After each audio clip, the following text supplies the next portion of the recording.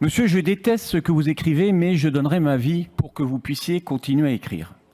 Si cette citation apocryphe a été injustement attribuée à Voltaire, notre République n'a cessé, tout au long de son histoire, de se construire autour de cette liberté d'expression.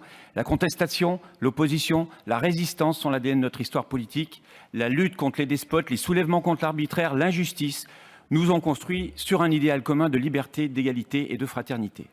Et voilà qu'au détour d'un tweet d'un ministre de l'Intérieur n'ayant même pas pris la décence d'attendre la publication au journal officiel, nous apprenons la dissolution des soulèvements de la Terre, annoncée le 28 mars après Sainte-Soline.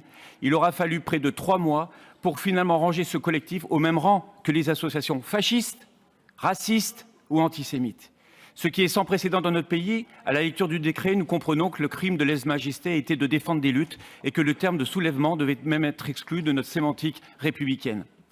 C'est une mauvaise nouvelle pour un collectif qui, de manière assez inédite, avait su fédérer les organisations syndicales, des associations et des mouvements politiques, mais c'est surtout une mauvaise nouvelle pour notre démocratie lorsque l'appareil d'État se met à confondre opposants politiques et ennemis de la République. Cela devrait, quelles que soient nos convictions politiques, éveiller nos consciences d'élus de citoyens, car celui qui se soulève se révèle dans sa condition humaine. Je rassurerai notre Assemblée en précisant que, comme l'a toujours demandé le collectif, les modes de mobilisation doivent toujours s'inscrire dans des actions non violentes envers les personnes.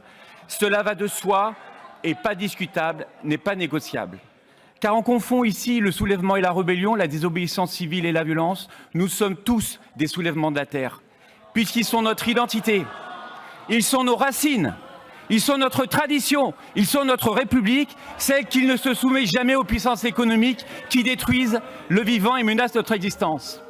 Si en 1940 les résistants furent traités de terroristes, alors devons-nous considérer les prétendus écoterroristes comme de nouveaux résistants.